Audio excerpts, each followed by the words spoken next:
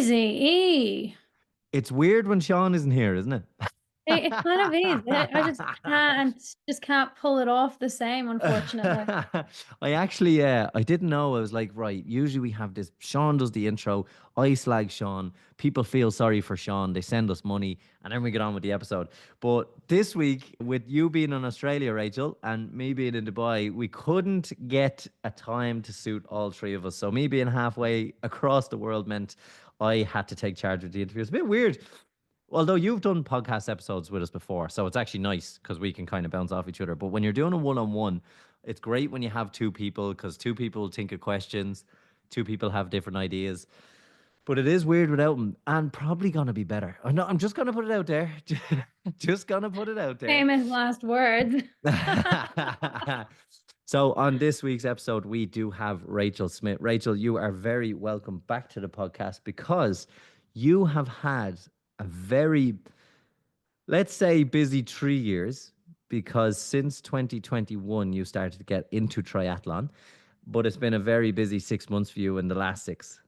Oh, absolutely. I feel like forever since I've been last on, but yeah, the last 12 months in particular, but yeah, last 3 years, it's kind of hard to think back and when you have that vision for yourself, your 3 year, your 5 year plan. Yeah, I'm not sure if I kind of thought I'd be here. Interestingly enough, back a few years ago, I said not by my 30th birthday, but in the year I turned 30, I wanted to have completed a 70.3. I turned 31 just before Christmas. And yeah, I ticked off that goal, ticked off the full Ironman. That was the 35-year goal. So I think I'm a bit ahead of schedule. Yeah, just a little bit ahead of schedule. And in that build up, we've gone from not cycling with cleats to second in the world in the age category in the Ironman World Championships in New Zealand.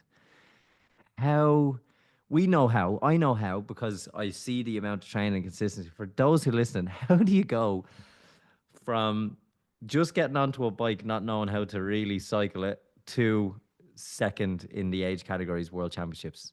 That is phenomenal in just 3 years. That is, yeah.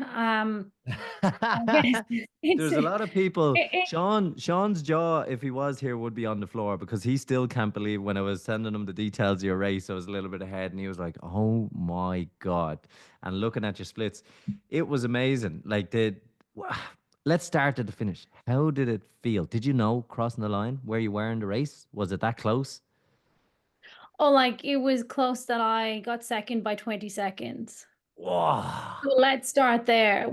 I'm not even sure. I can probably look back at the splits, but like in that last kind of maybe quarter of the race, so the sort of final 5K, there could have been as much as 90 seconds. Like I was in third and back by 90 seconds. And I think going over the second last timing mat, I was still in third place. It wasn't until the finish, like crossed the line, and the first person I saw, I was like, "Can you check? Like where was it?" Um, so yeah, it really it came down to the wire, as they say. Unfortunately, first was just a bit too far away, but yeah, managed to sneak up to second. So at 19.8. So for those of you, I suppose who don't know, it is a half marathon at the end, so 21 Ks. At 19.8 Ks, I was 5 seconds behind. My By God. 20.9, I had managed to get 20 seconds in front, and then I held What? that to the finish line. So, yeah, so I'll Like just it go is back. obviously running is definitely the strong part. And when we saw you in Latvia in Finland, obviously you'd put in a great effort in the swim, you'd put in a great effort. It was your first showing at a World Championships. Um, Good bike effort for what you felt at the time was excellent. And we watched you come off the bike, I think maybe in 50th place, maybe 40th place, thereabouts. And when it came to the running, your consistency tends to be pretty bang on. And we were watching you claw back the places all the way back up to, I think it was 10th. Correct me if I'm wrong. Was it top 10 finish? No, it was 19th, top 19th, 20. sorry, top 20 finish. We watched the Yeah, trial back. so And then from that, you were disappointed. And when we spoke last, it was like, how can you be disappointed? You went from never doing triathlon to 20th in your age category in the world stage. Like, that's phenomenal. And you were like, no, next year I can do this. I can do. You were already thinking of the plans and how you were going to do it. But that run, for most, maybe I'm right or wrong in saying this. For most of it, the plan is swim better, cycle better, and as long as you're within touch for the run, we're going to be in a good place.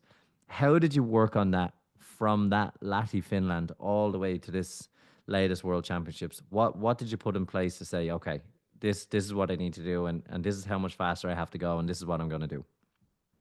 I think last year was a massive learning curve because we went in, obviously with expectations. And I think I fell short in everything. And it definitely, part of it was probably preparation because we had traveled to Ireland. I'd got engaged beforehand. There was just other things, first time being home since then. There was just a lot of other things on my mind that kind of distracted me. So, first time home since getting engaged, but also first time home since moving to Australia. And I guess for anyone that has, like, there's so many Irish people who've been in my position over in Australia who've gone home. It is a big deal to go home for the first time. So I think I just wasn't in a really good headspace. I also, that race had been in August. I hadn't raced since end of April. So I'd had that massive gap of no triathlons, a few running races, a few TTs, but not an actual triathlon to get me firing up. So there's just a lot of things, mainly around that kind of mental aspect that I really think played a bit in Lati. Because yeah, like I actually ended up having a really good run. It was one of my best ever runs off the bike. But I was very disappointed with the bike. For the power I pushed, I knew I was kind of better than that. I had an awful swim. So like I just there was just a lot that kind of didn't go wrong. Like to say it went wrong is not, it wouldn't be true. It didn't fall into place the way I'd kind of experienced in, like, at this point, bear in mind, I'd only done 170.3 before. So at that point, it was like, That okay, is the yeah, hard. that That is the was bit that's hard to bear in mind. That's it's only one before, and we're talking about yeah. the fine art. So obviously then go forward. So Lanty was in the August. You have to flash forward to November, 12 months before you get to New Zealand. And in that time, I did a few more 70.3s, another 100K. I even did the full distance.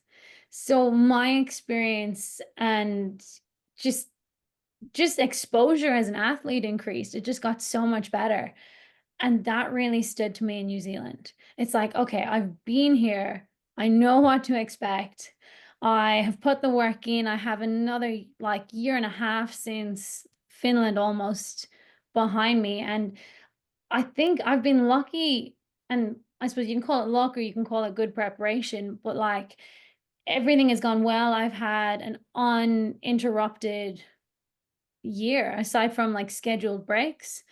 Just have an amazing team around me. Coaching is obviously so important, making sure it fits around my life, and then a good sort of care team like physio, recovery, that side of things I'm pretty on top of. So that made a big difference.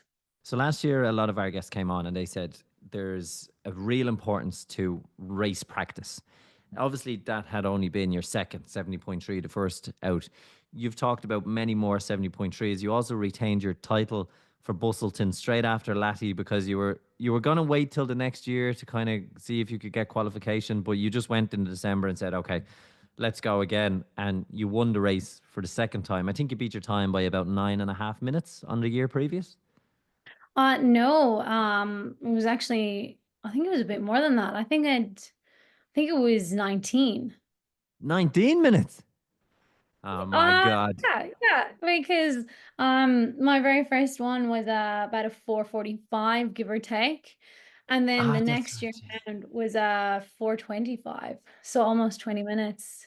my God. And obviously, did that, I suppose, add to the disappointing of Lati that you can churn out a performance like that? Obviously, when you get back to Australia, you get back training, you get into routine, because we're talking at a difference of 3 months between the two kind of schedules. Did that fuel the year ahead? Obviously, it did, but did it add more kind of bitterness to the laddie experience, or is it all just chalked down to experience? Because a lot of our previous guests says, race importance is good, but this was then your third race, and obviously with such a stark difference. I think it probably did. Oh, I don't know if it added to the disappointment or if it was more comforting to be like, yes, I knew that performance was in there. Like it was kind of, I suppose, very encouraging in a way because it's like, oh, okay, that was a bad day. I'm not a bad athlete. That was a bad day. And, I think I've been very fortunate not to have very many of those. So to just experience it and just be like, okay, look, the training is there, the effort has been put in. It's just we need to execute better.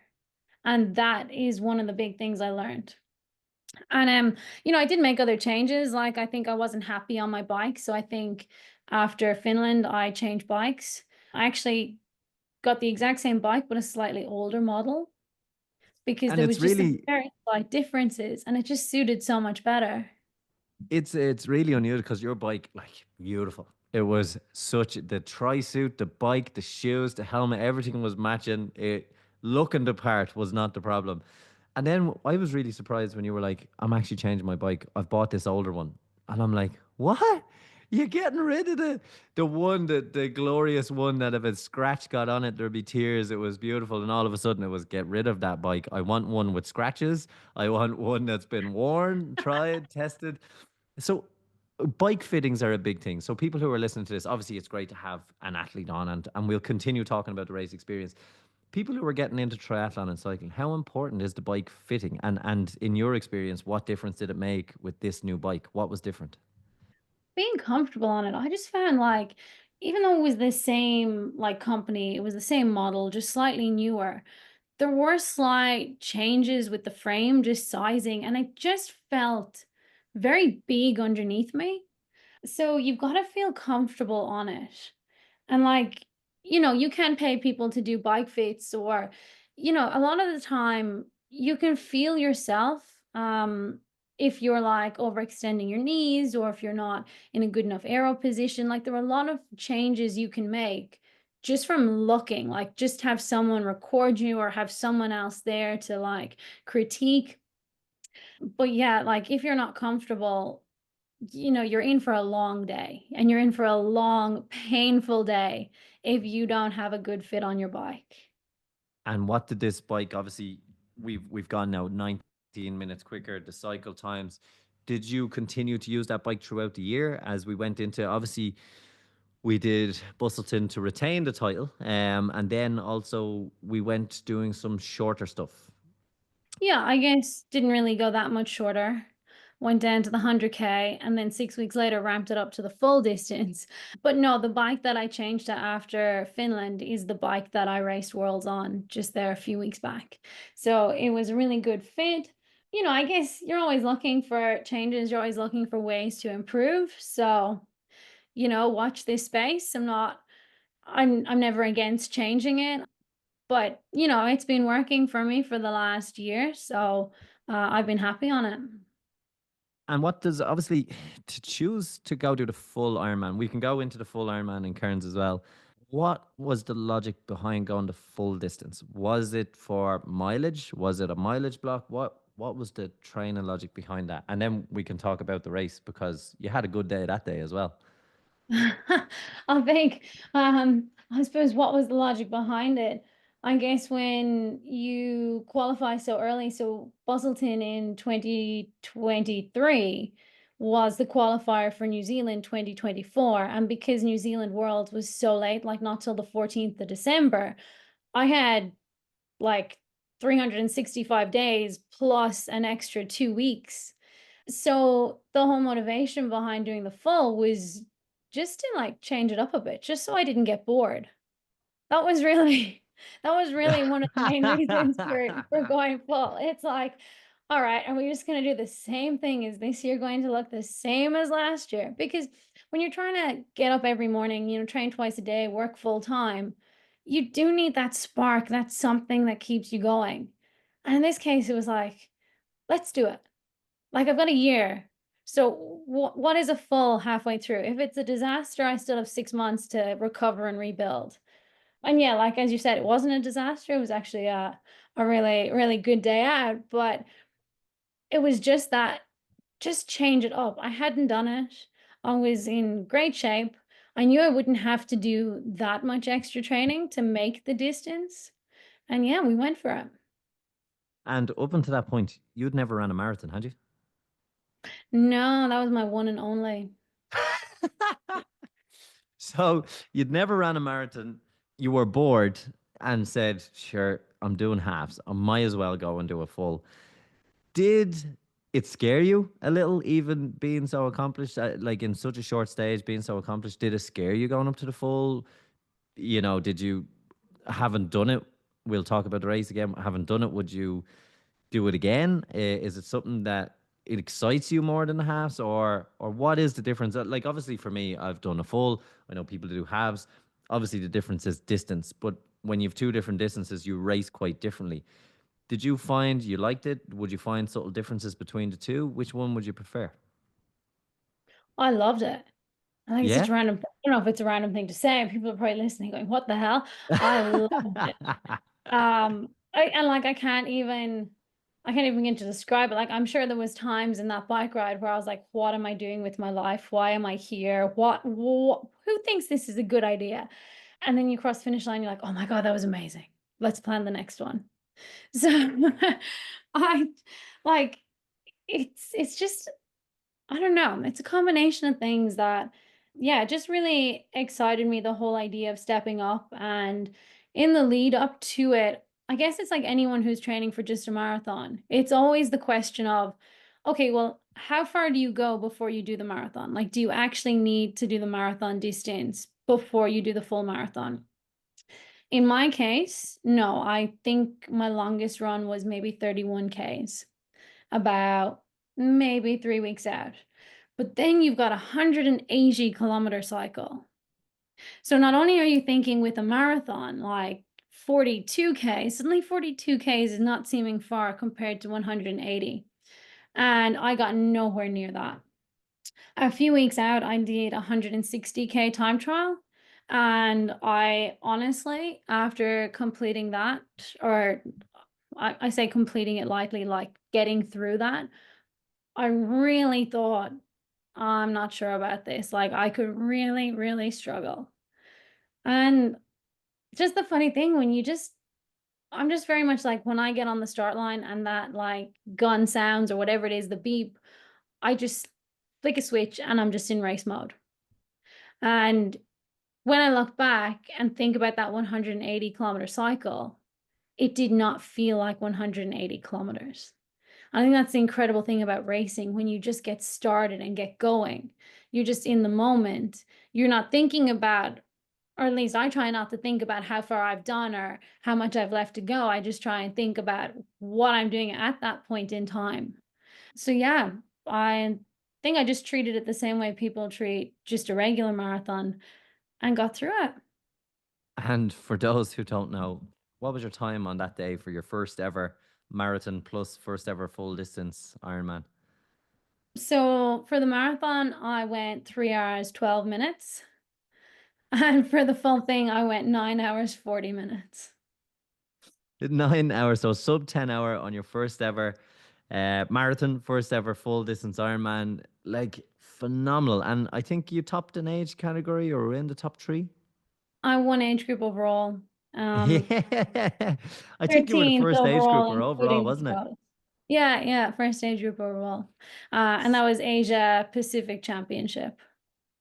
So that's a pretty big race. Would that draw you more to the full distance?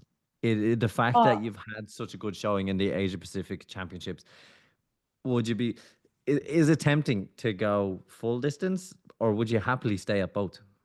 I think I'd happily stay at both. But if you look at the race plan for next year, I have 5 fulls penciled in. Now, I don't plan on racing all 5 of them, Five of but them. like, I'm thinking like it's going to be a full distance year for me next year. and Okay. maybe one or two shorter distances, but like I just feel like I've done a few 70.3s now, a few half distances. Quite happy at that distance. I've gone pretty quick, but I just feel like with the Ironman, I just feel like I haven't like tapped into the potential. I just feel like there were so many areas where I was like, oh, I could have done that differently, and I should have done that differently, and what if I'd done this? So there's so many unanswered questions that I guess I just can't drop. I need to explore these. And with that, in that year, like obviously for me, we had two very different days out. There was 3 hours in the difference. You were probably on the flight home by the time I was still crossing the finish line. In when we compared the two races, obviously you'd race 70.3. At this point, you're 2.5, 3 years into the sport, taking on a full distance, never done a marathon. You said you race in the moment. Were there parts of you that was afraid of? Am I pushing too hard? Because a lot of the questions people ask themselves on big races, be it marathon, be it Ironman, is what am I pushing too hard? Am I going to have energy at the end? Was the aim of this just to go and see? Was the aim of it to push to the limits, and if it fails, or was it to keep some in reserve? I think that the main goal was just to finish. Kind of didn't want to set too many expectations because it's a long day, and like you just need to watch any race just to see how easy something can go wrong. And sure enough, straight out of T1, I grabbed my bike, went over a really nasty speed bump, my salt tablets and my one of my gels gone off the bike. So I No. actually did stop and I ran and got the gel, but I didn't see the salt tablet. So Oh when it's a no. really hot and humid climate like Cairns is, there's rainforests nearby. It is very hot and humid. To drop my salt tablets was a bit like of a concern. And I really feel like in that second part of the bike, maybe about the 130 to the 150, probably a bit longer, I was very, very reserved. The power that I ended up averaging was much lower than what we'd sort of trained for, what we thought I could do. But I think I made the right choices on the day. Again, I was still going into the marathon, even though I'm trying not to think about it on the cycle. You still have that in the back of your mind. I've never done this before. I have no salt tablets. What if I cramp? And then, yeah, just hopping off to do a marathon where it's like, I've only done 31 Ks. Like, you do, I suppose, not doubt yourself, but you do certainly get questions going through your mind. And I guess part of the challenge is just how well can you block that out? How well can you answer the negativity and push through? How good was it crossing that finish line? Because obviously, this one did scare you a little bit. It did. Like there was more thought into, am I going to survive this day? At the output you were going to put out, like it wasn't like I just showed up and was like, look, we'll see what happens. If we get there, we get there. Everyone just have a beer and a pizza. I'll see you next, maybe tomorrow, but I'll get there. With you, obviously, there was a competitive side to it, and managing that output. How good did it feel crossing that line? Obviously, you said there's more there, but that one did scare you. How good did that feeling? Obviously, top in the age group, 13th, 14th, 13 pros just finished ahead of you. How good did that feel? It was honestly incredible. And I think the run course in Cairns is really nice. It's a 4-lap course, and quite a lot of it goes sort of around the marina and sort of around that finish line. But yeah, turning onto that, and I had Brandon there, I had friends there. It was really special. I think there is a video. Someone grabbed a really nice video of me running down, and I think you can just see the smile. Like you can see that meant a lot. Uh, and yeah, obviously getting to that point, being like, okay, I've done this. I did know on the last lap that I was in the lead, so I was able to enjoy that finishing straight a lot. And does it help in the mental side of it? Like obviously, people who do marathons, we very clearly know we're not in the lead, so it's just you v you. But when it's you v others, the competitive edge does push. The whole iron sharpens iron.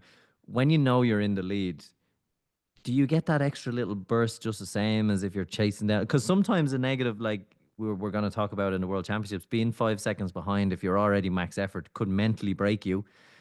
But when you find out you're in the lead, did it just feel like you floated the last lap of that marathon, I suppose, and to cross the finish line? Did it feel good? Yeah, it did. And I think, obviously the run is my strong point. And, obviously I recognize that 3:12 was a really good effort to run. But I hit the wall, I think, at 16K. Like, I hadn't even hit the half marathon and I lay down on the ground and cracked my back because I was like, I'm just stiff. I don't know how I'm going to get, like, I don't even know how I'm going to make halfway. But once I hit halfway, it was, it, if you ask me if I did a marathon, I have to think about it because it did not feel like what I imagine a marathon would feel like in terms of that just dragging on and on and on. It didn't. It dragged 16 to 21 Ks.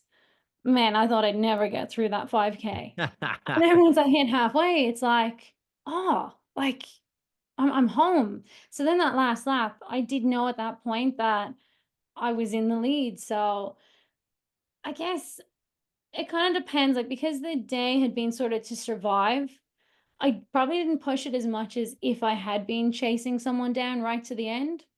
But then I still think I still gave my best effort. I really don't think on that day I could have done much quicker than 3:12.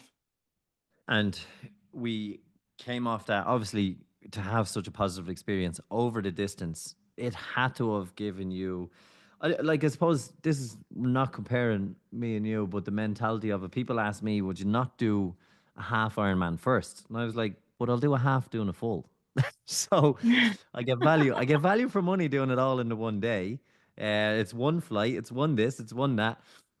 But for me to look at a half now, it's like, yeah, I could do that. Like an Ironman, I still have to kind of go, oof, I don't know. I have to think about this. I'll have to train about this. But having done that full and then looking at a half, you're kind of like, 5 hours, 5.5. Yeah, come on. Like it's not the worst. I could definitely take that on. In your level, did that do anything to you when you looked then at a high output half, or is it still like I'd look at a 5K max effort? It's still horrible because it's maximum output for a shorter space of time. Or how did you feel from going from full back into the half and back into preparation for the World Championships? I think training probably didn't change too much, which was probably an easy adjustment. Obviously, we still kept the long endurance runs because I really feel like that just built incredible strength. And as a result, believe it or not, because I done like speed work throughout the marathon build, my 5K time, I ran some of my quickest 5Ks in like pre-track days. I've ran some of my What was your 5K time? Don't just say 5K time. Make me feel bad, Rachel. Make me feel bad. And Sean, more importantly, when he listens back. Oh, I know. And we must check in with Sean and see how he's tracking. So back when I was a track athlete, and did some road racing, I ran 16:35. So I have managed to get back down to 17:30 this year, and that is since the full distance. So that strength I built up and just making sure I did those kind of speed endurance sessions and those strength endurance sessions has just meant that, yeah, I've regained that speed. So from that point of view, it was kind of easy to come back down to the half distance. But then obviously you're having the distance, but you're trying to get faster. But I think once you like it's same with everybody. No matter what you're doing, as you keep getting better and better, it doesn't get easier, you're just getting faster. And I think that's true whether it's a full or a half, it's still going to hurt. It's just maybe when you're doing the half distance, you just start hurting earlier because you're going faster sooner. I don't even know if I'm making I sense had there. this No, I had this awkward conversation with someone the other day, and they were getting into running, and it's like we're talking. This is what I love about this podcast. We're talking about you performing at the highest, and then I was talking to someone who wanted to get into running, and we went and we did a little walk run. It was like, when does it get easier? And I said, it never gets, it never gets No. easier. You just get faster. And if you're inconsistent, it's never faster, never easy. So it's it is so true that the consistency, it just makes you run faster. But I would you say, Rachel, you get comfortable with the uncomfortable feeling? You get a little bit more comfortable with the pain when it's you're doing it consistently. Yes, you're getting faster, but you race more. You just get a little bit more comfortable with that feeling and realize actually I have 20% more. My body is just giving out to me now, but I can go further. Does that come with experience? And again, back to this question, did that feeling of endurance, I know I can do this over long distance, did that help you unlock a little bit more potential in I actually can go with a little bit more power? I can run a little bit faster. Did you find that you were willing to, because again, and a big asterisk, we're only doing this 3 years. You know, did it help knowing you could cover that distance? Because I know when we talked before, it was, maybe I won't push this hard because I need to still get off and put in a 4 minute K when I get off the bike. Was there a little bit more of you opened or unlocked a new door to go, do you know what? I can push the extra watts because I've done it over longer distance. Did the getting faster, but also that mind game help you a little bit to have confidence in the power outputs, in the runs, in the swims? Yeah, it did, because obviously if you can do a certain pace for, however long, like real endurance, maybe an hour and a half, 2 hours running and up to 4 or 5 hours cycling. Well, then if you're only doing like less than that, because if you're going faster, it's a shorter distance or it's a shorter time anyway. So I really think that you can tap into something else. Like you can tap into that, like, okay, I don't have to go as far, so I can push this a bit more. And I guess it's a classic thing. Like one of my coaches back when I was running always described like endurance sport as brutal, because it doesn't matter what you do, how fast you go. You can always say, could I have gone faster? Or can I go faster? And I think that's something that, like, no matter how competitive or not you are, that is something you always ask yourself. So I think subconsciously you do tap into that a lot, especially when you're going longer and you go down. It's like, okay, like I'm now focusing on, say, quicker stuff. So how quick can I be? Instead of like, how long can I go? Can I do this distance? When you move down, it's like, can I go faster? So it's still the same drive. It's just you're shifting from that, like the length, to the pace that you are doing it at. But yeah, I would say that it is a lot of mind games. And that's something that I think people getting into the sport just kind of learn to, they don't realize it at the time that it is a lot of just you versus your mind. Like that whole thing, like when your body starts screaming at you, it's like, well, am I actually done yet? No, it's only started screaming at me. So I'm going to push through, and then I'm going to keep pushing through.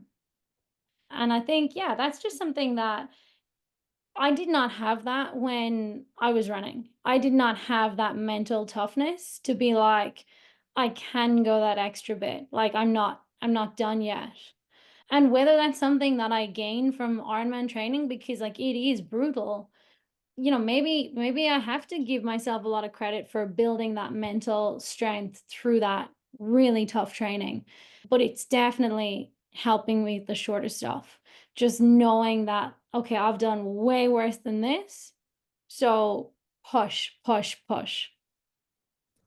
And it's amazing the output you get. You came off that. I don't think you really took a rest from this. And we're looking now at the building to the World Championships. You pretty much, I remember seeing a screen grab you sent me from your Strava, and the peak never really dropped. It just keeps climbing. I don't think you took much time off, did you? I took 2 weeks of absolutely nothing. And then, for someone who is not a strong swimmer, that's always sort of a gamble to stay out of the pool for that long.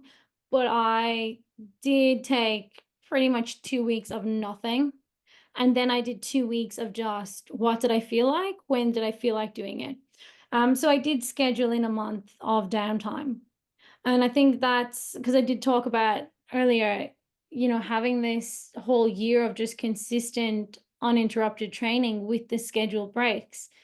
I think that's so important. Like I actually recovered really well out of the Ironman. Like I walked out of that tent, I walked to dinner that night. I recovered pretty quickly.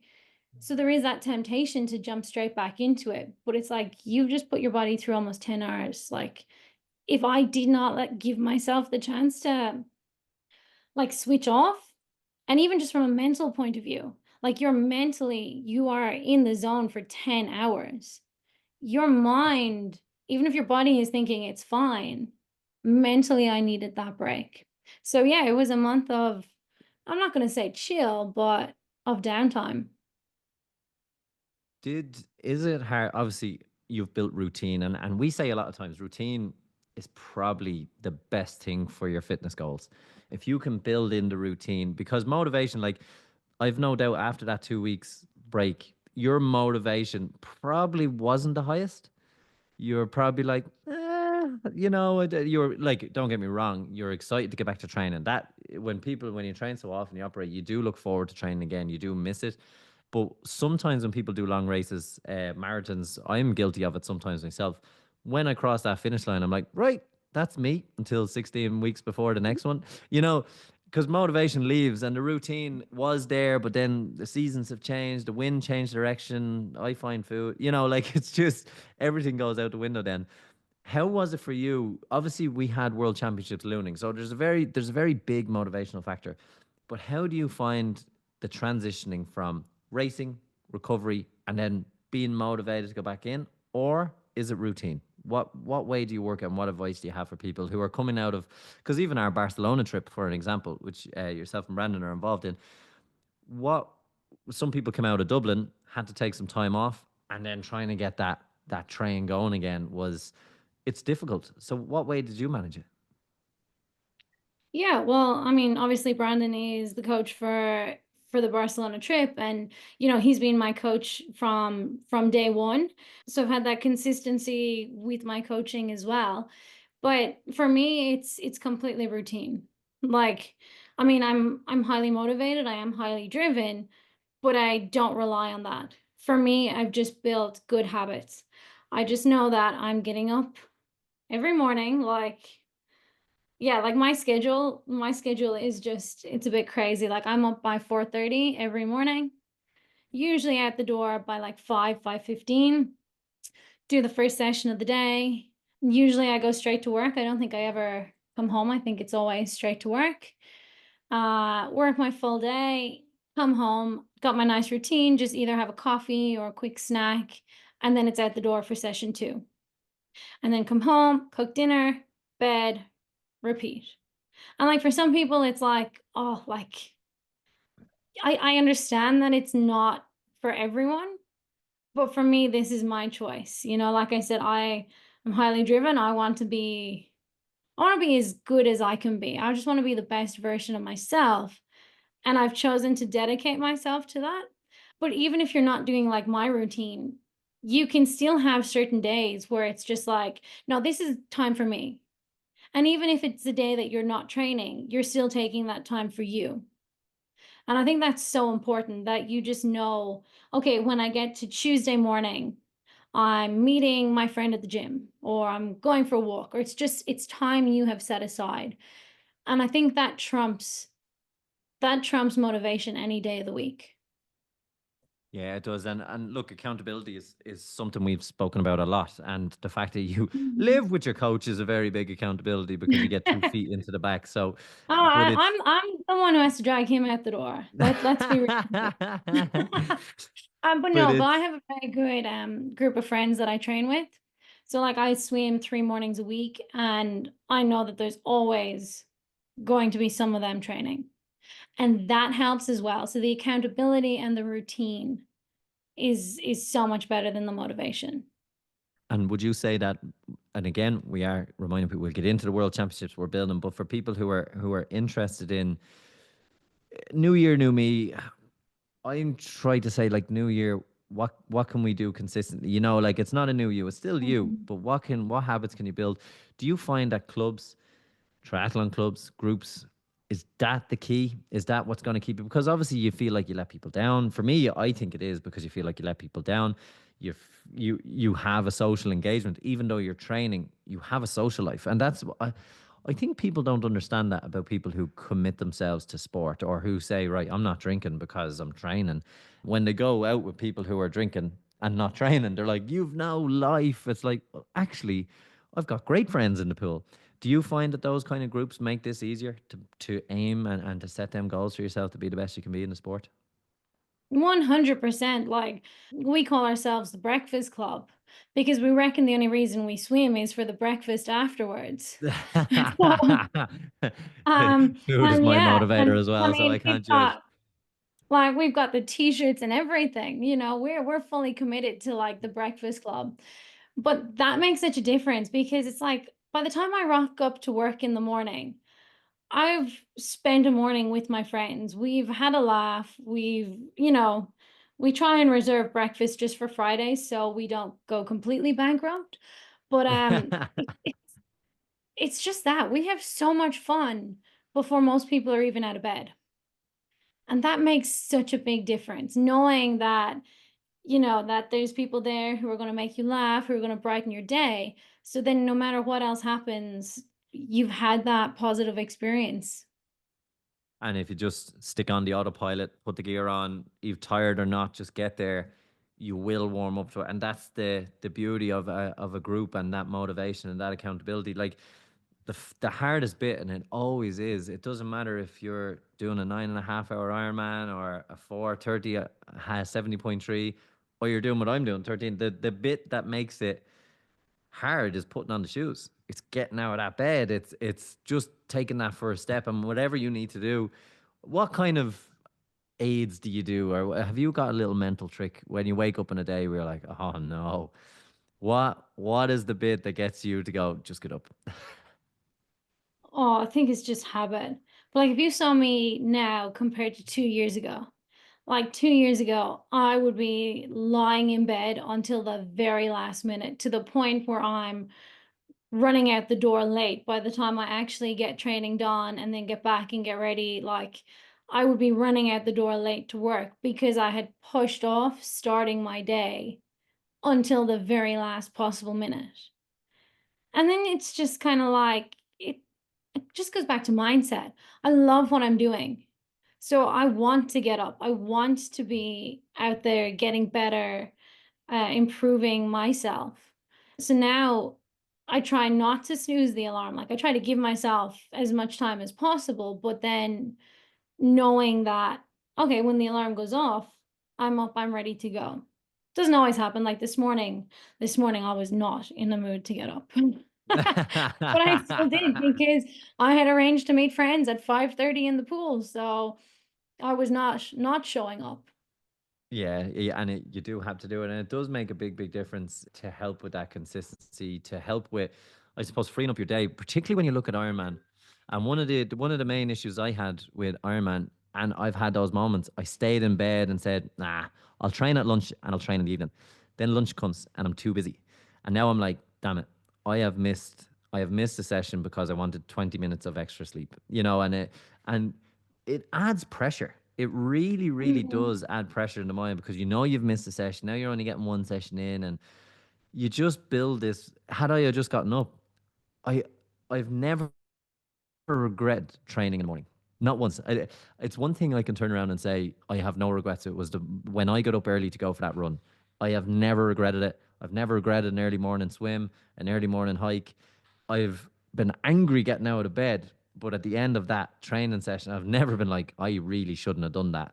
That was a bad idea because I feel great for the rest of the day. Yes, okay, you do get the snoozies a little bit early, hence you go to bed early, but it is a lifestyle, and I think that's one thing that you've committed to over the 3 years is this is a lifestyle. Absolutely. And like I said, I dedicate a lot of time to it. But I've also just accepted that when I'm in a big block of training, I'm going to be tired. Whereas back, like even a year ago or 2 years ago, I hadn't quite accepted that. I was kind of always a bit down about the fact that I was so tired. So getting out of bed in the morning, it's like, oh, I'm just so tired. What am I doing? And then when you kind of accept that like, okay, this is training. This is what I train for. When I freshen up, like when I taper into a race, I'm not going to feel this way. And then like in the weekends, I just prioritize a bit more recovery. Like, yeah, there's some weekends where, I don't get that recovery because I've arranged to do something with friends or, done something that's not training, because that is really important as well. So there are those weekends where, yeah, I'm maybe not catching up on rest and I might feel that a bit more during the week. But it's been like, I am putting my body through hell multiple times a day and multiple times a week. So of course I'm going to be tired. That is normal. So it's just embrace the suck, as they say. Just embrace it, accept it, and just move on. At least that's me being harsh on myself. That's what I need to say to myself, to just get on with it, get over it. Everyone is tired. Everyone is dealing with their own shit. You're not more tired than anyone else. So quit the complaining and get your ass in gear. Oh, I lie. I also find preparing the night before is actually key to being As if well as you don't being want to tough on be yourself, kind but to if you leave your yourself, gear ready, yeah, yeah, if you I actually curse myself the nights I go to bed and don't leave my stuff ready. Future me curses and it's past me. amazing, like what you can do in 2.5 minutes before you go to bed will take you 15 minutes the next day. It's like, where is it? You're half sleepy. Whereas if everything's just ready, it's just roll and go and wake up as you go. So we've we've kicked ourselves out of bed many, many times. We've raced, which you said was really, really important. And it's something that was said, and it seems to be a point that comes up, and we mention it once again, that racing experience and once you're race fit is really important. And we were racing into this world championship. You had a couple of good outings. We had Busselton once again. You had another good day out. I did. So I made the decision this year to race a half distance 2 weeks prior to the world champs. And then I think 2 weeks or maybe 3 weeks prior to that, I had gone and done a full out half marathon race. And the week directly before Busselton, I had done a 40K time trial flat out. So I actually made a decision to really push myself in the weeks leading up to it, which, like I said, for Lati, I hadn't done. I hadn't raced. That race was August. I hadn't raced since May, or like start of May, end of April. So this was a completely different approach. And like speaking to so many people here, because there was a lot of people from Western Australia who qualified for New Zealand. It was really amazing to see.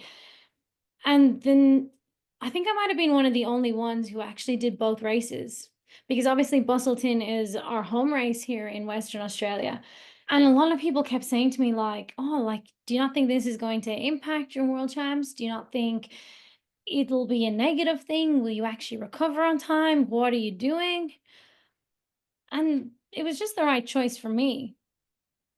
It was also a pro series race. So up until this point, the full Ironman had always been the one that attracted the pros. But now with the Ironman Pro Series and with Worlds 2 weeks away, they put on a pro series for the 70.3. So the pros all came over for the 70.3. And like that was added motivation. Like imagine a race on your doorstep where some top people are going to be there. And I'm skipping that race. Like, like I know I was in the amateur race versus like the age group race versus the pro race, but they're still there. They're still doing that race. And what do you mean I'm not going to do it? Like, no, like I want to be in that race. Like I want to be there. I want to be part of that, because that's opportunities that might not come around again. So definitely like lots of different reasons for doing it, but I also know my body. And I knew that I could go flat out in Busselton and recover. And that's trusting the process. If you look at so it was actually 13 days. And if you look at my training in those 13 days, I hardly did anything. What I did do was I did intensity. So I still made sure I got out on the bike and I pushed power. I still made sure I went out on runs and, increased my pace a good bit.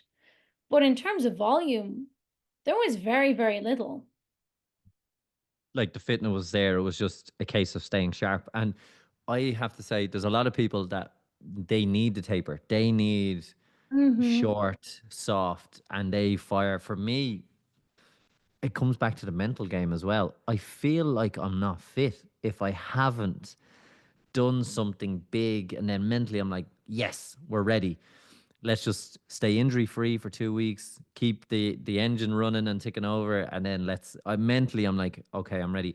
You sound like that's kind of your style as well, is to kind of test the body close enough, be ready, mentally ready, do what is considered good recovery. Let's be honest, if you're recovering between, like any, we're talking about amateur because you are an amateur athlete now, but like any professional athlete who's racing, they're racing circuits. They don't necessarily have the luxury of a lot of time, depending on what races they're going to do.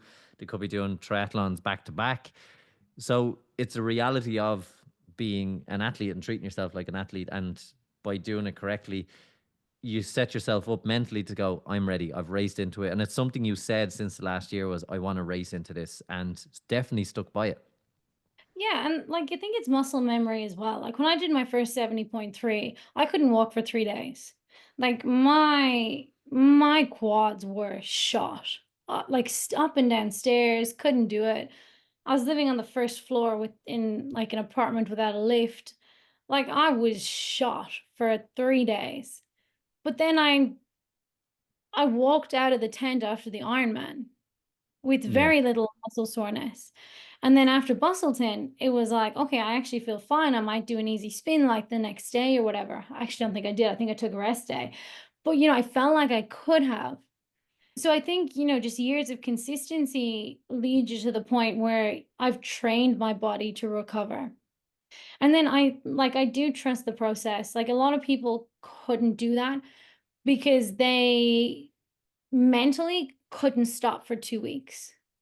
Like 2 weeks Yeah. leading into a world championship and you're suddenly stopping training. Like, are you crazy? Yeah. No. Like, Yeah. I no, couldn't do it. you just have to. Like, I knew I needed the recovery. So what we did, like from that mental point of view, was we picked one key swim, one key run, one key bike session. And we planned when in the 2 weeks we were going to hit those. And that's what we did. And then it's like the work is done. You And just don't lose trust it. Yeah. fitness in 2 weeks. It takes, if you leave it any longer than 2 weeks, yeah, you'll start losing fitness. You do not lose fitness in 2 weeks. And when you're adding in key sessions obviously being tough sessions, they're the fitness builders, for want of a better word. They're not the endurance builders. They're the sharpened end of it. They're the hard sessions. You're definitely not going to lose Oh, fitness. well, like, I think you'll laugh because I know I've definitely talked on this podcast about it. Like, my favorite run workout of all times is the monofartlek. And I know I've had Sean out doing a few monas. And Yeah. that was the run workout that I think we picked because will I gain anything from it? Yeah, I'll gain confidence because that's my favorite run workout. I know that I can do that and I'm just going to go out and do it and feel good. And that's what I did. And that just gave me confidence that, yeah, the run fitness is there. And if that fartlek didn't give you confidence, winning the Busselton for the third year would have definitely. That was the bit we didn't mention. We kind of left that there till the end. That you actually won it overall again in the age category, racing with pros in the same race, and you had a very good showing once again for the third time in a row, 3 years in a row. Are you a local legend? Do you Yeah. get the little Do you get the little thing on Strava now? Say local legend on this track, or what way does it work? Oh, I hope so. I actually haven't checked that one out. I go down there and I train down there every so often. Um, yeah, so obviously, got the Are overall. you signing babies and stuff around now, Busselton? Are you a local hero? Oh, I joke that the mayor and I like recognize each other now. Um, yeah, because obviously, the Busselton 100 is down there as well. So, another amazing event that's held down in Busselton. You won that Um, again this year, did you? yes, yes. So then it's coming, it'll be coming back up this year, May the 4th this year. But look, your modesty, as always, is amazing, and it's great to get an insight. And we haven't even topped with the main event, which was the World Championship. So we've recovered. We've had our key sessions. You're taking the short hop, actually from Perth, the long hop to New Zealand, and you're getting settled in for the race. How was the atmosphere this time? What was different about the World Championships this time? And tell us everything we need to know about this race. It was unbelievable. And listening back to different people talk about it, different podcasts about it, everyone is just saying what an amazing championship it was. And it was in Taupo, so it was North Island in New Zealand, about the middle of North Island, this glacial lake, um, a really small town that they reckon the population of the town is about 20,000 people. They reckon the world champs brought in 25,000 people. Oh my They God. Where were you reckon all one, sleeping? they, oh, that talk to my mother. My mother got us great accommodation. Highly recommend her for all your travel inquiries. Um, because there was not a lot. They reckon 1 in 10 people, like residents in the town, volunteered. Like they Wow. just embraced the event, like walking around the town, like it was a beautiful town, so picturesque. You can see some photos on my Instagram. It was just absolutely sensational, but the town welcomed it. So walking around the town, everyone had like little flags, like the accommodation we were staying at had a Christmas tree with all Ironman decorations on it. The local swimming pool had a shirt that every athlete who came got to sign. They had all their like different countries' flags up. I was actually laughing. You'd know you were in like the all black country because they didn't seem to have like a tricolor anywhere, but they had the IRL flags. It was the rugby flags everywhere. Um, but it was just the way the town embraced it, just made it so magical. And then obviously the build up, you got out for a spin. Lake swimming different, obviously to Perth. You've got your sea swims. I know you traveled a little bit to get a practice in a couple of lake swims, but did that scare you? Was it a nice setting? How was the setup overall of the race? Yeah, like I mean, lake swim can be a bit daunting for everyone because fresh water. So obviously you're less buoyant, but then the fact that it was a glacial lake meant it was wetsuit. And that always helps, especially if you're a slightly weaker swimmer like me. But the prep was good. They had practice swims with the boys at the lake is so safe that you can, it is a swimming lake. Not like Lati where you actually couldn't swim in that outside of the The event. training times that Ironman Yeah. posted. But this like, people swim in it all the time. The roads, they even release dedicated cycle training routes because some of the roads around it are quite busy. And just for safety, they were like, look, don't use this part of the course. Like, obviously, you can drive it, but for cycling, here's the recommended routes. And, they released all that in advance. And then you've got the run path, which just went beside the lake. So, really, they did think of everything for athletes in the build-up. And then, I suppose we might as well go on and talk about race day itself. Like, the weather gods were smiling down on us because men and women have separate days. So women were on the Saturday, men were on the Sunday, and the weather just got better. And to the point, like it was only maybe 25, 26 degrees, but I don't know if anyone has been to New Zealand. It's a hot 25, 26 degrees, like kind of like home. When it gets into that, Yeah, like when it gets to 25 in Ireland, it's a different kind of 25. it's a different kind of 25 to say 25 here, where, 20 degrees, you're reaching for a jacket here. It's quite pathetic. But it was a real intense heat. But yeah, look, race mornings, just really calm conditions. Apparently, according to the commentators, there was a bit of a current, and everyone said it was a bit choppy. I had the swim of my life. I think I broke my Ironman swim PB by like 4 minutes, or my 70.3 PB by 4 minutes in that swim. Um, I did not feel a bit of that current. I did not feel a bit of that chop. I was like so motivated, so in the zone, just got a good line. I think I just loved it. Like it was crystal clear.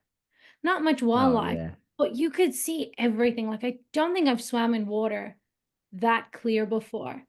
So Almost like the swimming pool effect because you can see the bottom. You know, you had more yeah, comfort. So I just had like an amazing swim, which if you'd done my like seen my practice swims the 2 days before, like we knew I put the work in, but based off the practice swims, I think Brandon was probably getting a bit worried. Then like he was waiting for the run. It was about a 400-meter run from swim exit to transition, and you had to go up a really steep hill. And he was waiting up there and he shouted like 30 minutes at me. And I in my head, I was like, yeah, right, like whatever. I didn't actually believe him because I kind of knew if I'd had a really bad swim, he would have told me. But I kind of felt like I'd had a decent swim and he was telling me it was better than what it was so that I'd be extra motivated on the bike. But no, I actually did come out of the water in 30 minutes, which I was just blown away by. And look, that whether you believed him or not, that confidence getting onto the bike, because I know you didn't know when we saw you in Latin, you didn't know. We knew it was a little bit longer than the 30 minutes and not what you had hoped for. But in this case, when it goes well, it has to give you confidence going into that cycle. Oh, 100%. Just like running to the bike and him shouting 30 minutes and just knowing what he's like, he wouldn't have said that if I'd had a shit swim. Like maybe he might Yeah. have exaggerated a bit. It turns out He he would have didn't. thrown tomatoes and apples at you if you had a shit swim. Let's call it spade a spade. Or maybe a Exactly. few rocks. But I knew that the start of the bike, like the first 20 Ks were the real like tough part. That's where you had a lot of the steep climbs, just a lot of the drags. So I knew like game plan was always just to go out hard. And because it's a rolling start, in Lati, I made the mistake of starting in the first row. So then anyone in my age group who came past me was ahead of me. Whereas Yes. this time Okay. I actually started further back in my age group. I maybe didn't start until maybe the seventh or eighth row. So there was like quite a number of girls in my age group who were ahead of me. But on the road, I there were so many age groups that went ahead of us, and like I don't know what way they plan the age groups. I think they plan it that a lot of people maybe finish around a similar time, but I was passing people all day on the road. But at the very start, the one and only person to pass me on the bike came past me, and she was flying. And I made the decision to go. Like, obviously, within like the draft zone, like she was still about the 20 meters ahead of me or more at some points. But I made the decision that, okay, I'm going to push harder and I'm just going to see how long I can keep her in my sights. And I actually think that was, that was a risk you took. But she was the only person that passed me, and she passed me within the first sort of 10 minutes on the bike. She was actually the girl who finished 5 seconds behind me in my age category. Oh, But beautiful. really strong cyclist because, yeah, other than that, I didn't really see anyone my pace. Whereas in Lati, it's amazing the difference like a few kilometers per hour can make. So in Lati, I think I averaged 35, 36 kilometers an hour, which I Yeah. just got stuck with packs. There was so many people cycling that speed, you couldn't Yeah. get away from them. This time, I think I averaged maybe 37, 38. And that difference, being able to push just slightly quicker, meant that I was passing people all day and I wasn't stuck in traffic. So I And was not able to at get, risk of a penalty because of a drafting, or and that can get yes. messy. Then you start thinking about it, changes your race, all of that. So had that girl not passed you out, would you have pushed?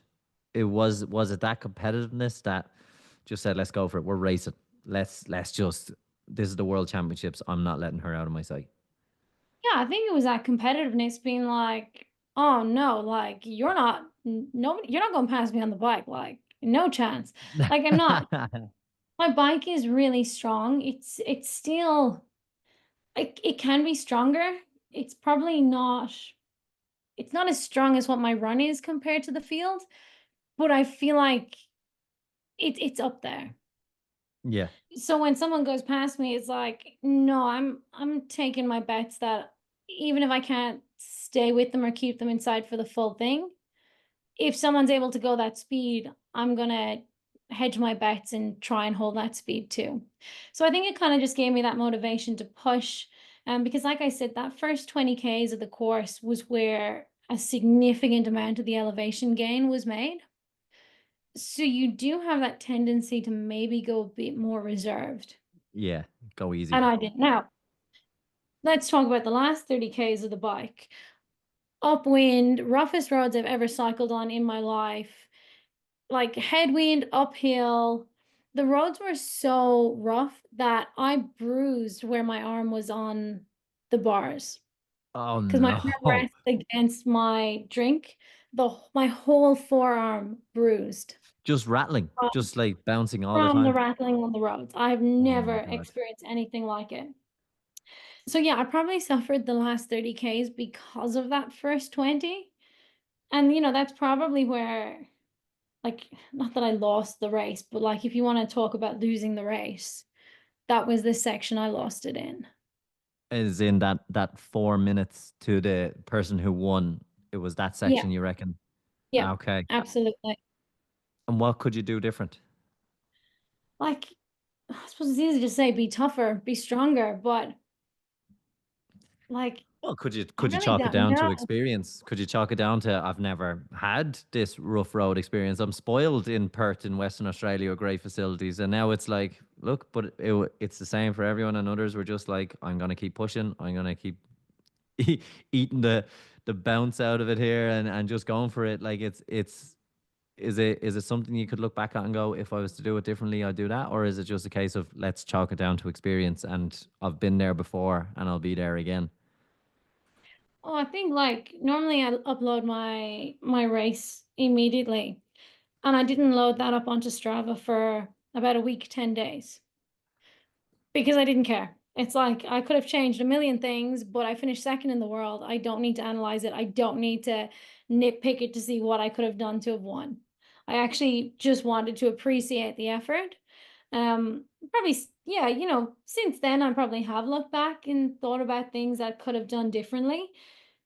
But instead of doing that, it's more like I just want to get better on the bike. It's just Yeah. kind of given me that, like, when it's tough, push harder because that's what I need to do. That's what I needed to do on the day. I really don't think I could have done it on the day. Like even looking back, even knowing how close I was, like 3, 4 minutes. I think if I'd known that at the time, I still don't know if I could have pushed more.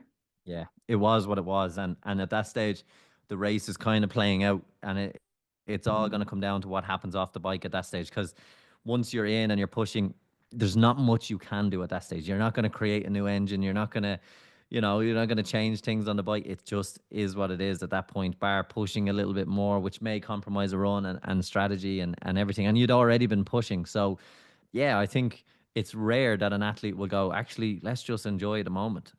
Let's just say I worked hard and be okay with that. So you've kept them in sight. You're coming into transition. They're 90 seconds ahead, maybe when you're getting off the bike. Are they a little bit? That lady was a little bit ahead. How were you coming into transition and how was it getting out on that run? Oh, we actually we had luxury. We had bike catchers. What? So because it was 2 different days and because the men were using the racks that the women were, they actually used bike catchers, so you didn't have to put your bike back to where you started. The bike catchers took it and put it into a holding area so that the men could come in and rack their bikes. So very, very well organized. This was a real speedy transition. Just kind of got the shoes on very quickly, got out the door, just started going for it. But when I came out of transition, everyone around me was screaming. Like they were like full blown, like I'm in the middle of something big here. And next thing, one of the TV cameras goes past me, and I was like, okay, there's someone significant coming up like beside me. And sure enough, eventual second place in the pros, Kath Matthews, was coming past. So the exit to transition was 1.2 Ks from the finish line.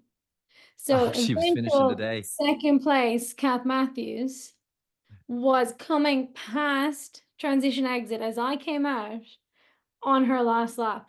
and the crowd were just going nuts for her. So that was Did you actually did you really, did you try and keep up with her? Did you try oh, and like, say, I'm gonna sit on her tail?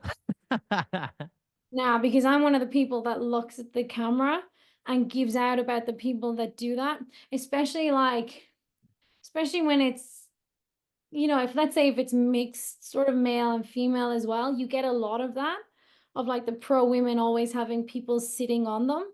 And I'm Yeah. always the one shouting at the TV, get off! Like, what are you doing? Let them have their moment. So I was not going to be that person.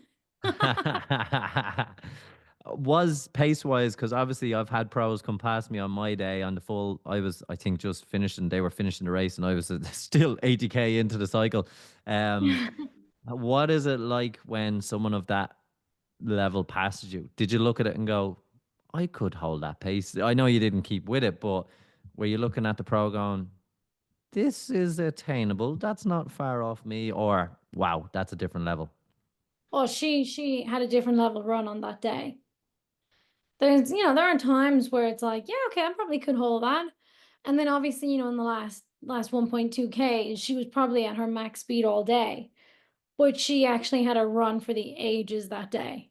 Yeah. Nobody was saying, aside from, no, she ran time into the winner. No one was keeping with Cat Matthews that day. And so your run that day, what pace were you holding? Or what Um, was the plan? Obviously you were hunting, so the plan may have changed, but so what was the strategy? the plan was maybe to go at about 4 minute pace. And like I know from training that, on my day I probably could hold a 350 or like somewhere between that 350, 4 minutes. But the plan was kind of to go at 4 minutes. I don't know what the course profile said, but that was a hilly run. Like it was brutal. And then the heat. And it was so hot. And like I they managed to find a hill that nearly broke me. It was a 2 lap run course. And normally I run very evenly. Like if you look at my Strava segment from, let's say, Busselton 100 last year, it's like slowest and fastest kilometers, aside from like the very last one, they're all within 5 seconds of each other. Like there's Yeah. no real variation there. This one was a complete wave. You can see where I was on the downhill section versus the uphill sections. I think Very it clear. slowed. I don't. I'm gonna say a time, but I could be wrong. I look at that many Stravas in a day, but I think your time went from like a 3:30 down the hill to like 5:56 minute nearly up the hill at some points, or a little Uh, bit. no, I could be way off with the upper, but your downhill definitely was very clear on the Strava. It was like, yeah, okay, you can very clearly see there was a downhill section here because it comes straight after a very, by your standards, it looked like, did Rachel blow up or what happened here? I think when you're looking at the tracker as well, the timing mats might say that they're at a certain distance. So then when you get to that pace, depending on the time you got there at, it does the calculation for speed. But quite often the mats aren't exact. So like it could tell you that you're running 340s 1 minute and the next minute you could be at 520s. And it's just because the timing mat is out. And that's what we were looking at because when you're following you on the course, it's Exactly. like, Rachel, it's all gone. So no, it wasn't quite that bad. So it was a 405 kilometer average. I had my fastest run ever off the bike. Did 1 hour 26 minutes. So I was very, very Yeah, happy with half that. marathon. Yes. My God.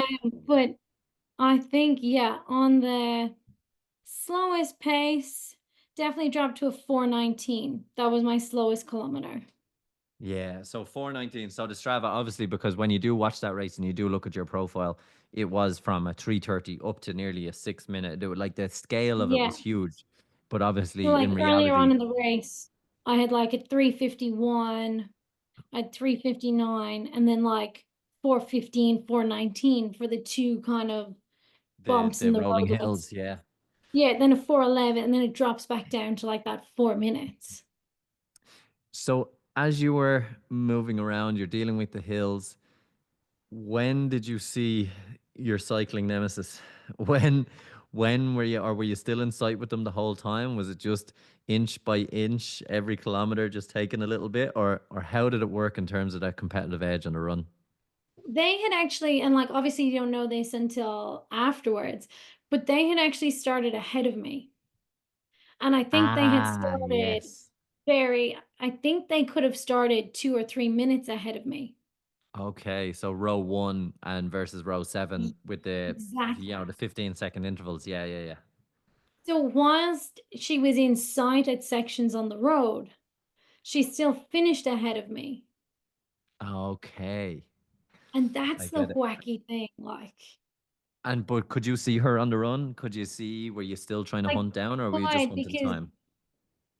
because of some of the switchbacks, like where you just did your 180 turn, I had her in sight, but yeah, it's just you can't it's like really hard. So because she was close enough to me that I could kind of see her on the road, I was able to push. But Yeah. then at the same time, you just rely on people shouting splits at you as well. Not my mother though. Like I'll give her credit for finding the accommodation. Don't give her credit for her timing. Take it with a pinch of Yeah, salt and keep going. false information coming in.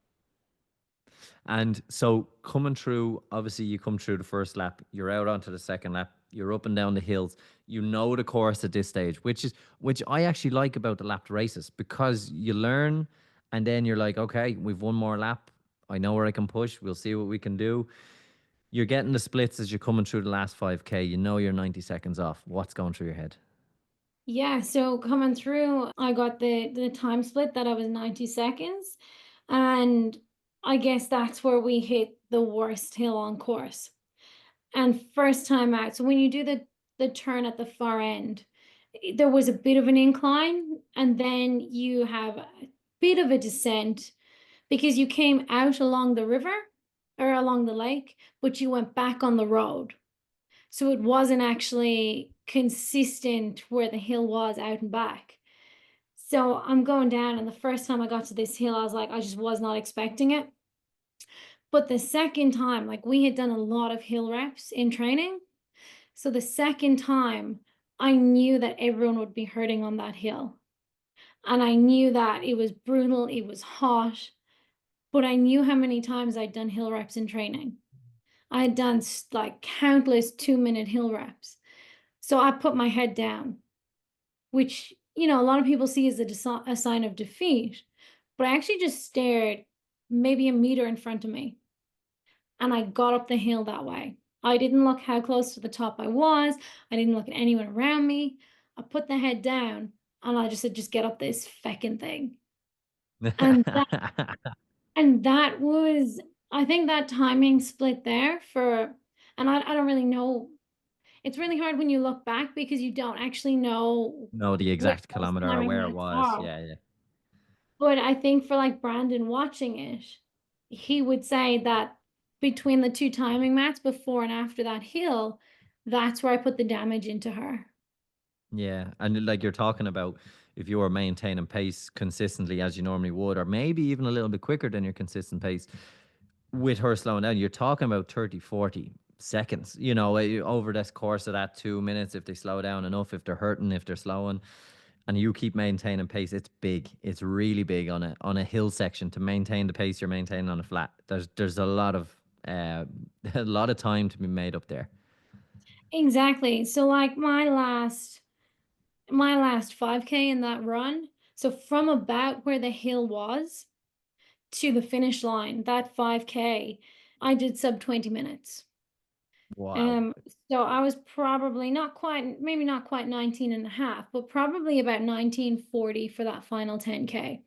So that is quite significant to be able to still push that kind of sub 4 minute average for that section, knowing that there's not probably not that many people who are running that fast.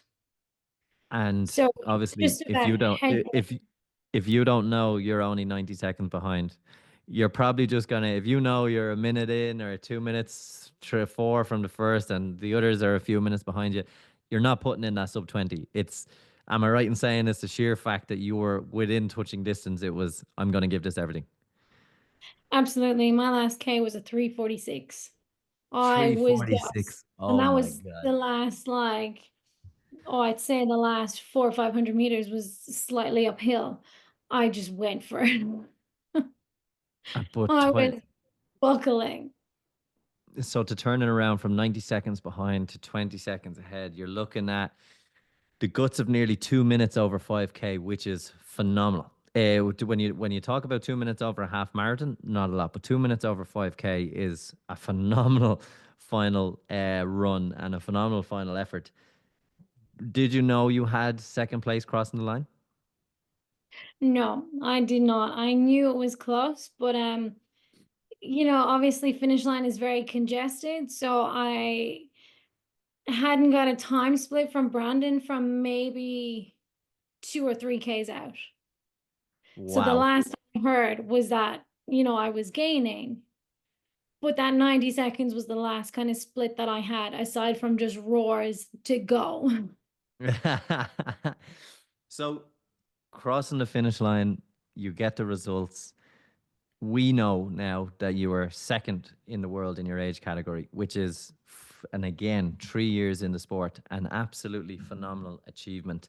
I'm acutely aware this podcast, we could sit and listen to the debrief, the medal ceremony, the flight home, the Christmas. We could listen to it all. I suppose to wrap it up, how does it feel to be on a podium as second in the world is the first question. And the second question to bring it home is what's next? Because with you, Rachel, there's always something else coming. Oh, if you'd asked me before this, I'd say just let me get to Worlds, then I might be done. No, look, it was honestly incredible because going in, I probably had less expectation, less pressure on myself than Finland. Because you I'm in a very competitive age group, like anything from sort of that 24 up to 34, that is highly competitive. That's where people are deciding, what they want from the sport. Some people are maybe working part-time or maybe not working at all, really dedicating themselves even more than I do to the sport. So you have to recognize you're competing against people, that I wouldn't normally race against. I don't know their background, I don't know their training, how long they've been in it. So to actually be like, man, like I was competitive. I've done this. I'm on this podium. Like it was just, it was really hard to describe straight afterwards. I think I was a bit like, yeah, like not in disbelief because I'd obviously believed in myself. I obviously had put the work in, but satisfaction, I think. Just like we've done this, like the team I've built around me, we've achieved something really remarkable. And like you said, in a short space of time. And yeah, we were just really, really proud of the effort. And then I did finish seventh overall. So I did get top 10, which again, I, don't- I don't even know if you dream about this because sometimes it just seems so out of reach. But yeah, I mean, just phenomenal. Like, I really do step back and just be like, I'm so proud of the effort, just how everything came together and just actually finally getting to that point was really, really sweet. In terms of what's next, like I said, if you'd asked me a few months ago, I'd be like, oh, I'm just going to get to Worlds and then maybe take a break for a while because I'm getting married in 6 months' time. No. I actually have decided to take out my professional license. So for 2025, and you're hearing it here first, I'm going to be racing We as, love an exclusive. yeah, I will be racing as a professional triathlete because that's what motivates me. Like, yes, second in the world is amazing, but how fast can I go? And I'm not going to get faster if I am one of the fastest in my category. That's not going to push me to get faster. I want to race the best in the world. And the only way to race the best of the best is to go professional. So super excited, but that is the plan. So you'll be cancelling the wedding because there'll be a race on that day. That's what I see happening in 2025. Oh, funny story. I've already told everyone I'm not going to Cannes because it's too close to the wedding. I think Cairns is on the race schedule. Don't tell Brandon.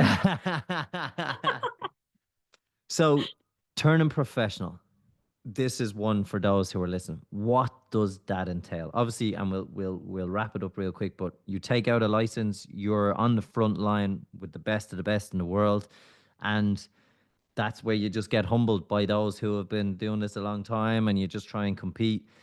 Is it just to see where can I go over the next 4 or 5 years? What can I do? Is that what it entails? Obviously, do you have to qualify with a certain time for a professional license? Every governing body has its own like set of criteria. And shout out to Calvin in Triathlon Ireland. Like he was amazing last week helping me sort this out and just sent through a list of criteria. So to become a professional, like an Irish professional, you can do it in multiple ways. One of them is time, one of them is position in a world champs. Australia is slightly different. So in Australia, world champs, Australia is not actually time at all, but it's things like the Asia Pacific Championship that I won. That would have qualified me. So different countries have different criteria. And then once you are a professional, it really like some of these girls are just phenomenal. Like they are obviously the top endurance athletes in our sport, some of the top endurance athletes in the world. So I think it becomes maybe a bit less about position and more about I just want to see how good I can be. How competitive can I be? And if that just means that I get a fast time and no position, so be it. That is what I am chasing. I'm just trying to be the best version I can be and see how much I can push myself. No, and I look again, a reminder to everyone, it's been 3 years since you sat on a bike, and now we're talking about a professional license in triathlon. We knew that before recording, but I had to bring people on the story, and I know this episode has gone on a little bit longer, but I think the story deserved time and the background into what a year you've had, into the effort you've put in. It's not a case of you woke up and decided I'm going to be a professional tomorrow. This has been a series of sure I'll just do a race and maybe I'll never do another one, and it's been that way for 3 years. And even up until this race, it was kind of like, maybe I'll do this and that'll be the end of it. But I suppose it's amazing to see that drive. It's amazing to see that want to try this out as a professional. Would you consider going more long distance, short distance, or a combination of the two? Yeah, well, first of all, I appreciate that some people will never have this opportunity. And, it is a lot of hard work and I'll be forever grateful that I have been able to get this opportunity. And that was a key factor in going for it because obviously things step up, in terms of training, I'll keep things similar. That going back to that conversation of it doesn't get easier, you just get better. But like I might never get an opportunity. I might never be this fit again. Like who knows what's going to happen. So I just when the opportunity presented itself, it just felt right. It just felt like, why not? Like not everybody gets to this position. So let's just see how it goes. But yeah, going back to that conversation about the full Ironman, like that's what I want to do. I'm thinking, okay, 70.3 is great. Let's hit this pro thing and let's hit it with full Ironman. Like let's do Wow. Ironman, not half Ironman. Wow. So it's going to be a big step up, even more training, more time, more endurance, more effort. But let's hope, Rachel, that 2025 is a very, very successful year. We're all very proud of you. It's great to have you part of our podcast. I feel like we found it's like our version of Bitcoin before it was worth a load of money. We found Rachel when she couldn't cycle bikes, and now Rachel is second in the world in her age category, taking out a professional license and taking on herself in a time trial, I suppose, against the best of the best, and to see what it does. It's so good and so good. Like we're so grateful to have you on once again. It's great to start the year with a good guest. It's great not to have Sean here. It was much easier. Well, But imagine if Sean was here. Like, I don't even know how long we're going, but apologies to your listeners, but we are yeah. probably grateful Sean's not here asking questions. We could still be here in another hour's time. But Rachel, it's been phenomenal to have you on. And that is it for this week's episode of the Any Given Run Day podcast. I've no doubt we will have you on again as we see your 2025 unfold. And for all those interested in Rachel, we'll share her details in the show notes so you can follow and track her career, her Strava, her everything, and try and copy what she has done by all means. Until next week, that's it for me and Rachel and Sean. Take care. Oh, thank you guys.